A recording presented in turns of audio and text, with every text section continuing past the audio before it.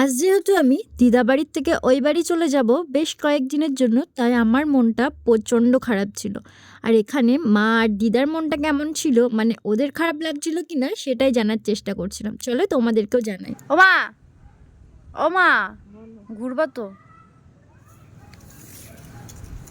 আজকে আমি বাড়ি চলে যাবো, বলে কেমন লাগছে?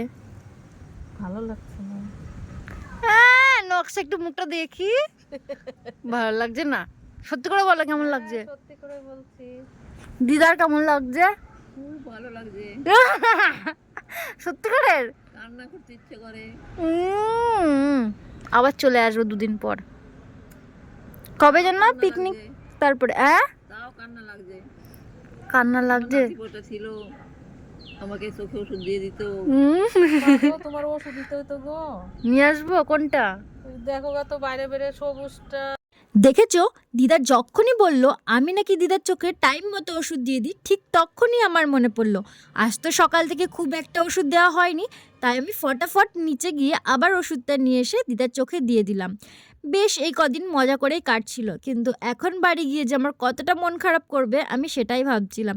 তবে এখানে বুঝতে পারলাম যে মা দিদার সত্যি খুব মন খারাপ। যাই হোক, মা আর দিদুনকে বোঝালাম যে মন খারাপ করার কিচ্ছু নেই, আমি তো আবার আসছি কয়েকদিন পর তোমাদেরকে জ্বালাতে। তো তোমাদের এই আজকের ভিডিওটা কেমন লাগলো একটা কমেন্ট করে জানিয়ে যেও।